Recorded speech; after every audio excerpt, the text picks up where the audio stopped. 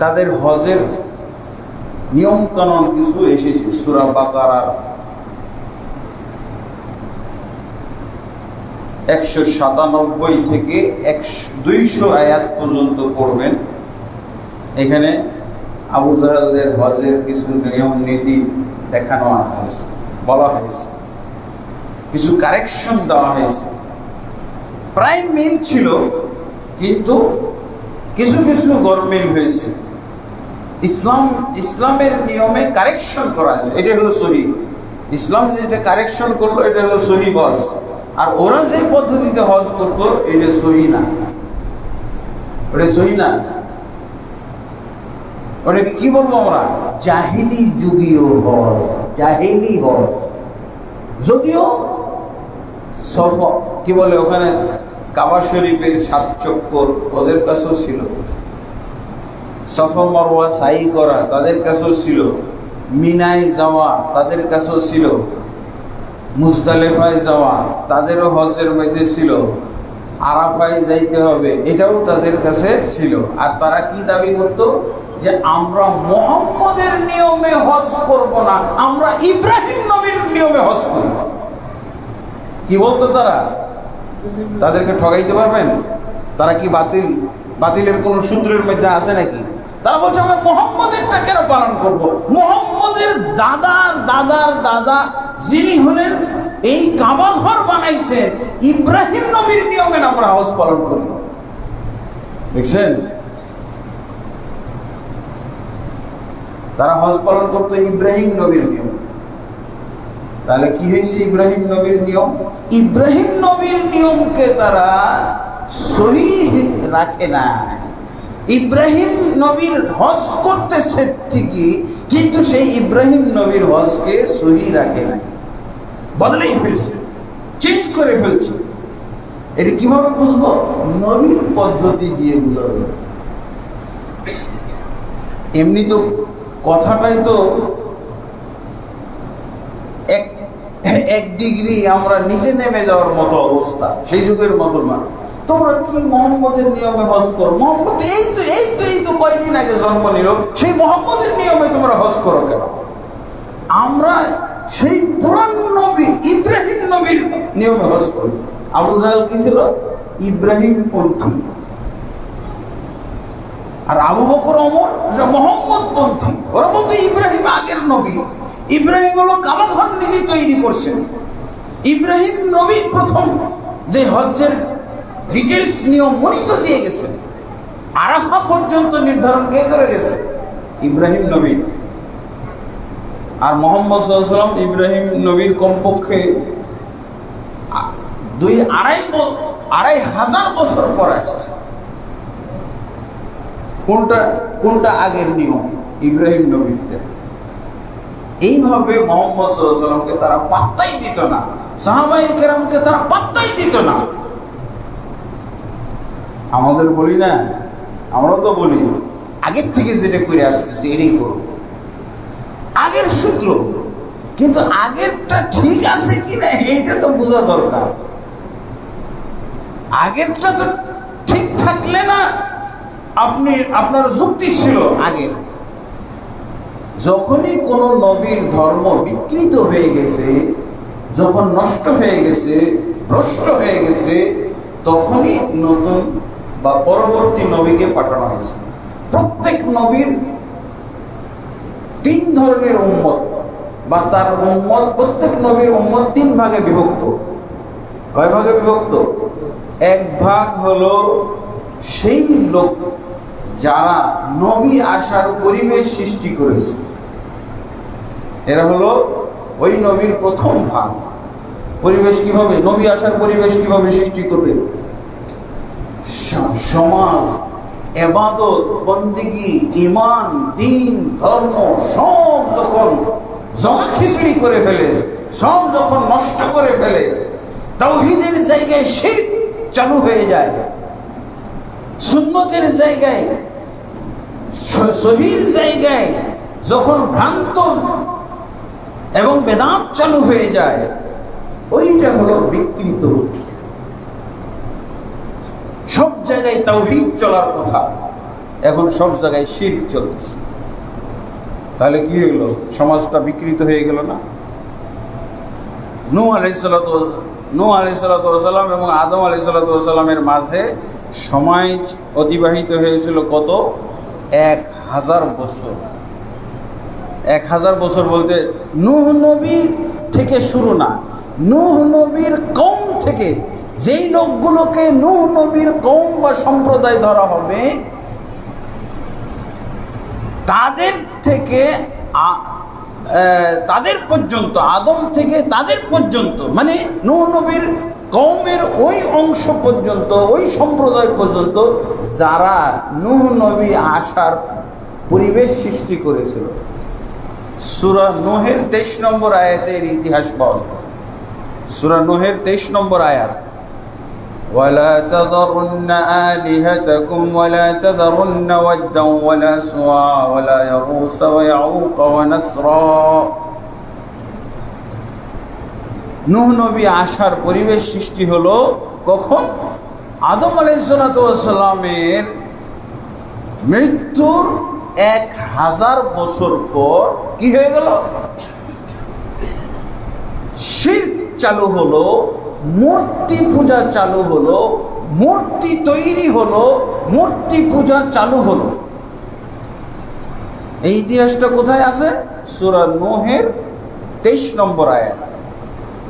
নূহ আলাইহিসসালাম আসার পরিবেশ সৃষ্টি করেছিল, পরিবেশ সৃষ্টি হয়েছিল 5 জন লোককে কেন্দ্র করে। আদম আলাইহিসসালামের দাওয়াত, তাবলীগ, ইবাদত বন্দেগীর যে নিয়ম কানুন, এগুলো বিকৃত করে ফেলে, তাওহীদের জায়গায় শিরকের প্রচলন ঘটিয়ে ফেলে, সুন্নতি এবং সহি রীতিনীতি বাদ দিয়ে বাতিল এবং অসহি নিয়ম পদ্ধতি চালু হয়ে যায় এই 5 জনকে কেন্দ্র করে। যেই 5 জনের নাম সূরা নূহের 23 নম্বর আয়াতে পাওয়া যায়। কি বলছে? খবরদার তোমরা তোমাদের মাবুদগুলোকে ছেড়ে দিও না। মাবুদগুলো হয় নাকি? হ্যাঁ, মাবুদ তো একজন, কিন্তু সূরা নূহের 23 নম্বর আয়াতে কি বলা হচ্ছে? এটা হলো নূহ নবীর বিরোধী দল। বিরোধী দলের তাবলীগ কি ছিল? এই যে এই আয়াতটা, এই আয়াত দিয়ে তারা তাবলীগ করত। নূহ নবীর বিরোধী দল কি? লা তাযারুন্না আলিহাতাকুম, হে আমার জাতি, খবরদার তোমরা তোমাদের মাবুদগুলোকে ছেড়ে দিও না। মাবুদগুলো কি? নামও আছে, ওয়াদ, সুওয়া, ইয়াগুস, ইয়াউক, নাসর। এই 5 জন মাবুদকে তোমরা খবরদার ছেড়ে দিও না। এই নূহ পাগলের কথা শুনে, নাউজুবিল্লাহ, নূহ নবী কি বলেন? লা ইলাহা ইল্লাল্লাহ ওয়া লাকাদ বা'আসনা ফী কুল্লি উম্মাতির রাসূলা আন ই'বুদুল্লাহ ওয়া ইজতানিবুত তাগুত। আমি প্রত্যেক কওমের ভিতরে, প্রত্যেক উম্মতের ভিতরে রাসূল প্রেরণ করেছি। কি দাওয়াত নিয়ে রাসূলরা এসেছিলেন? আন ই'বুদুল্লাহ, তোমরা একমাত্র আল্লাহর ইবাদত করো, ওয়া ইজতানিবুত তাগুত, এবং তাগুত থেকে তোমরা বিরত হও। যেগুলোকে আল্লাহর নবী রাসূল নূহ আলাইহিস সালাম তাগুত বলে সতর্ক করছেন, যেগুলো হলো আল্লাহদ্রোহী, আল্লাহদ্রোহিতার দৃষ্টান্ত, নমুনা, আড্ডাখানা, এগুলোই হলো, এগুলোর পক্ষে হলো বিরোধী দল। নূহ নবীর বিরোধী দল কি বলছে? নূহ নবী বলছে একমাত্র আল্লাহর ইবাদত করো এবং তাগুত থেকে বিরত থাকো। আর বিরোধী দলের দায়ীরা, বিরোধী দলের যারা নেতা, তারা কি বলছে? না, খবরদার তোমরা নূহ পাগলের কথা শুনে আমাদের বাপদাদা 14 পুরুষ থেকে যেই মাবুদগুলোর ইবাদত করে আসছি, এই মাবুদগুলোর ইবাদত থেকে বিন্দুমাত্র তোমরা সরবে না। ওয়াদ, সুওয়া, ইয়াগুস, ইয়াউক, নাসর, এই 5 জন। পরিবেশ কত ঘোলাটে!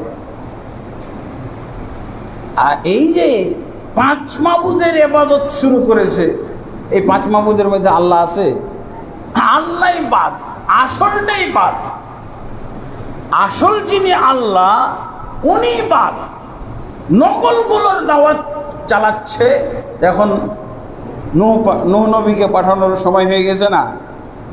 গোটা সমাজে, গোটা দেশে, ভূপৃষ্ঠে চলতেছে 5 মাবুদের দাওয়াত। নূহ আলাইহিস সালাতু ওয়াস সালাম এগুলো বাতিল ঘোষণা করলেন। তাহলে এরা হলো নূহ নবীর প্রথম অংশ, নূহ নবীর কওম। ইবনে আব্বাস রাদিয়াল্লাহু বলছেন, কানা বাইনা আদম ওয়া নূহ আলাইহিস সালাতু ওয়াস সালাম 10 কুরুন কুল্লুহুম আলাল ইসলাম। আদম আলাইহিস সালাতু ওয়াস সালামের যুগ থেকে শুরু করে নূহ আলাইহিস সালাতু ওয়াস সালামের কওম আসা পর্যন্ত, কওম বলতে প্রথম অংশ যারা পরিবেশ সৃষ্টি করেছে, এই যে 5 মাবুদ পূজার যারা রীতি রেওয়াজ তৈরি করেছে, এই লোকগুলো আবির্ভাব হওয়ার আগে, এই 5 মাবুদ পূজার আগে এগুলো সব ছিল খাঁটি তাওহীদের উপরে, খাঁটি ইবাদতের উপরে, আল্লাহর তাওহীদ, আল্লাহর একত্বের উপরে। তারা শিরক কি, আল্লাহ দ্রোহিতা কি, মূর্তি কি, মূর্তি পূজা কি, কিছুই জানত না। আদম থেকে শুরু করে 1000 বছর পর্যন্ত। আর 1000 বছর পরে শুরু হয়েছে কি, এই যে 5 মাবুদের পূজা।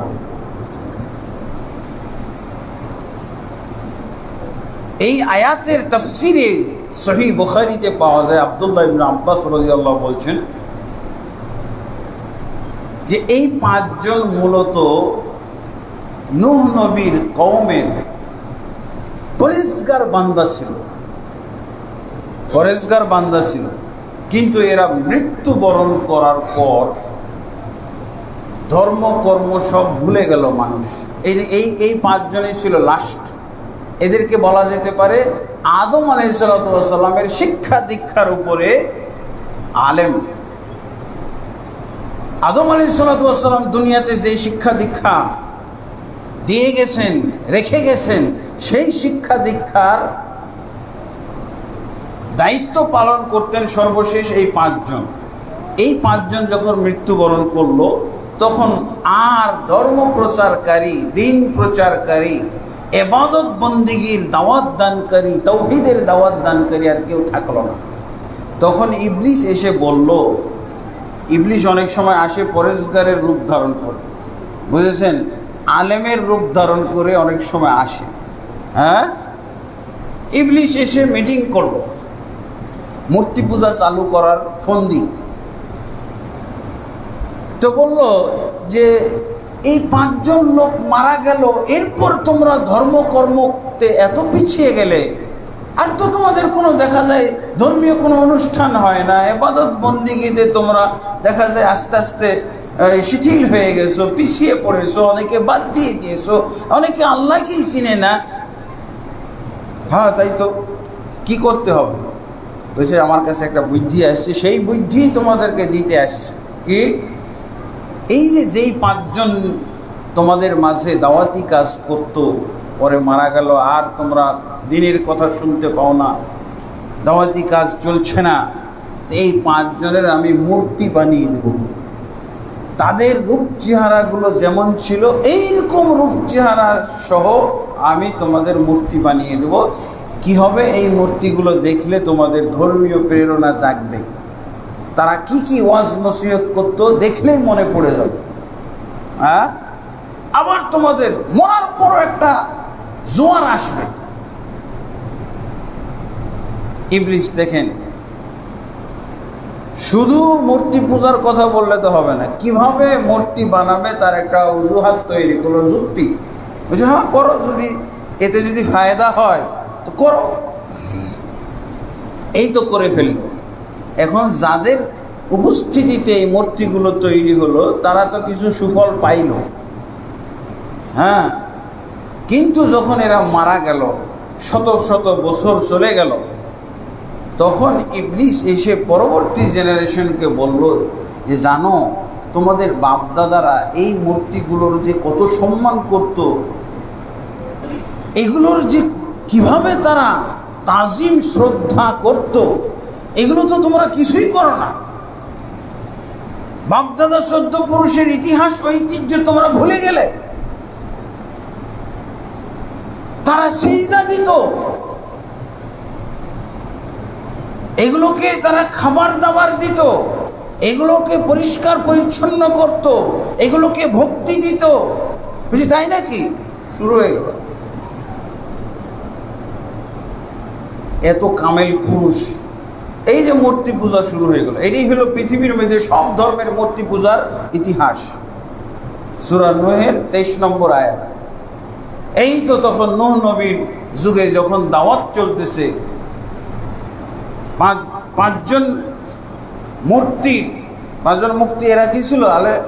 মূর্তি ছিল, এরা আসলে মুফতি ছিল, আলেম ছিল, দায়ী ছিল, কিন্তু মরার পর তাদের মূর্তি বানানো হলো। তারপর পূজা শুরু হয়ে গেল। ইব্রাহিম, নূহ আলাইহিস সালাম এসে আর পাত্তা পাচ্ছে না। তারা একই কথা বলছে, বাপদাদা চোদ্দ পুরুষ এই পাঁচজন মাবুদের পূজা করেছে, 5 জন মাবুদ ছাড়া আর আমরা অন্য কোনো মাবুদ জানি না। তোমার এইসব দাওয়াত আমরা গ্রহণ করি না, মানি না। মা আমানা মাহু ইল্লা কালিল। 950 বছর দাওয়াত দিয়ে অল্প সংখ্যক লোক ঈমান আনলো নূহ নবীর প্রতি। তাফসীরের কিতাবে লেখে মাত্র 40 জন। একটা নৌকায় কত লোক উঠে ভাই? একটা নৌকার মধ্যে কতগুলো লোক উঠতে পারে? এতগুলো লোক, বুঝাই যাচ্ছে অল্প সংখ্যক। এই যে এইভাবে মূর্তি পূজা আল্লাহর ইবাদতকে ধামাচাপা দিয়ে দিয়েছে, আল্লাহর তাওহীদকে ধামাচাপা দিয়েছে শিরক এবং কুফরি এবং বিদআত। নবী সাল্লাল্লাহু আলাইহি সাল্লামের যুগে দেখেন একই অবস্থা, যে নবী সাল্লাল্লাহু আলাইহি সাল্লামকে দাওয়াত দিচ্ছেন, নবী সাল্লাল্লাহু আলাইহি সাল্লাম তাদেরকে দাওয়াত দিচ্ছেন তাওহীদের। কুল হুয়াল্লাহু আহাদ আল্লাহুস সামাদ লাম ইয়ালিদ ওয়া লাম ইউলাদ ওয়া লাম ইয়াকুল লাহু কুফুয়ান আহাদ ইয়া আইয়ুহান নাস কুলু লা ইলাহা ইল্লাল্লাহ তুফলিহু। হে জনগণ, তোমরা লা ইলাহা ইল্লাল্লাহ বলো, সফল কাম হয়ে যাবে ইহকাল এবং পরকাল। ইহকালে সফল, পরকালেও সফল। আর তারা কি বলল? আজাআলাল আলিহাতা ইলাহা ওয়াহিদা ইন্না হাযা লাশাইউন উজাব। বাপদাদা 14 পুরুষ থেকে এতগুলো মাবুদ পূজা করে আসলো, আর মুহাম্মদ সাল্লাল্লাহু আলাইহি ওয়াসাল্লাম আজকে বলতেছে যে মাত্র একজন মাবুদের ইবাদত করতে হবে। তারা মাবুদ মানছে, আল্লাহ মাবুদ, আর 360টি এরাও মাবুদ। বাদ দেওয়ার দাওয়াত দিচ্ছ কেন? বাপদাদা 14 পুরুষ থেকে এই লাত, মানাত, উজ্জা, হুবাল, এমনকি সেই নূহ নবীর যুগের ওয়াদ, সুয়া, ইয়াগুস, ইয়াউক, নসর, এগুলো তাদের সংগ্রহ ছিল। এবং এগুলো সেই নূহ নবীর যুগের সেই মূর্তিগুলো এতে পড়ে গেছিল। জেদ্দার একটা উপত্যকায় বালু পড়ে পড়ে এগুলো ঢাকা পড়ে গেছিল, অনেক নিচে পড়ে গেছিল। আমর ইবনে লুহাই আল খুজাই নামক এক ব্যক্তি, মক্কার, এই ব্যক্তিকে স্বপ্নে ইবলিস দেখিয়েছিল যে এই যে মক্কার জন্য মানানসই ওলি আউলিয়া মহাপুরুষদের তোমরা এখনো হারিয়ে রেখেছ, এদের সন্ধান তো পাচ্ছ না তোমরা। এই মক্কা নগরীর যারা আসল প্রাণপুরুষ, আসল ব্যক্তিত্ব, এদের নমুনা, এদের দৃষ্টান্ত তোমরা, এদের ইতিহাস ঐতিহ্য হারিয়ে ফেলেছ। যাও জেদ্দার অমুক এলাকায় খনন করো, পেয়ে যাবে এই মক্কার।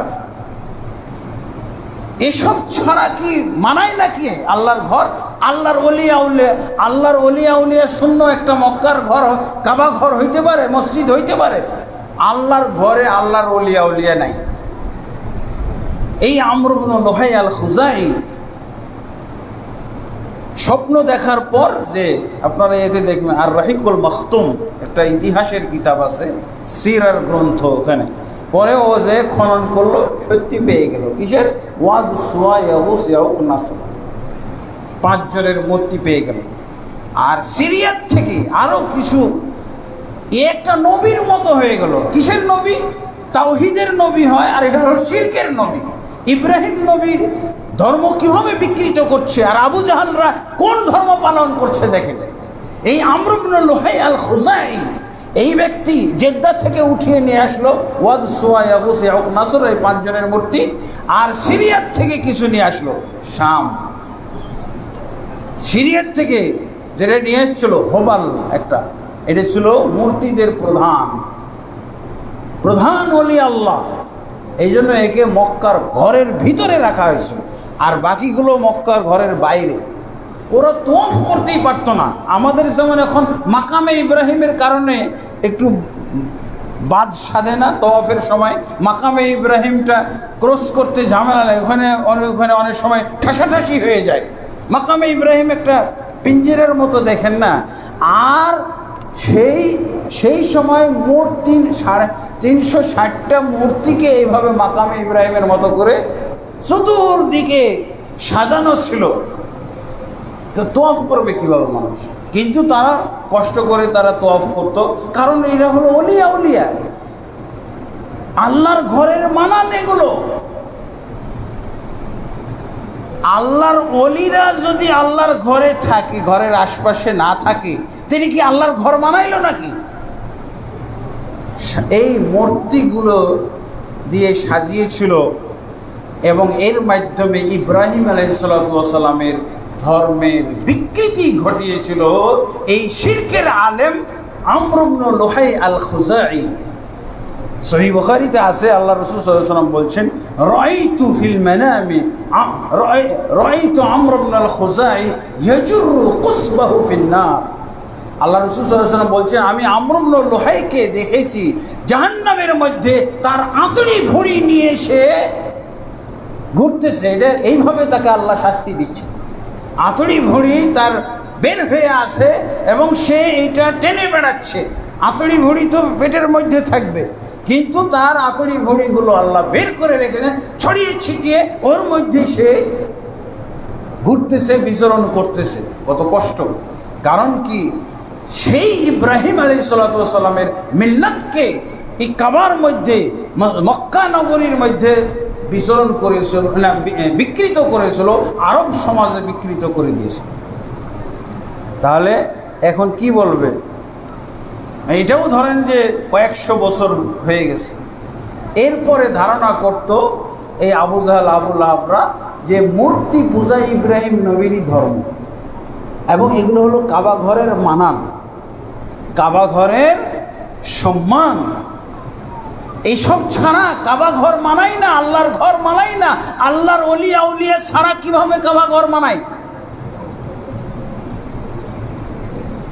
আমর ইবনে লুহাই আল খুজাই এই আচরণকে তিনি বলেছেন বেদাতে হাসানা।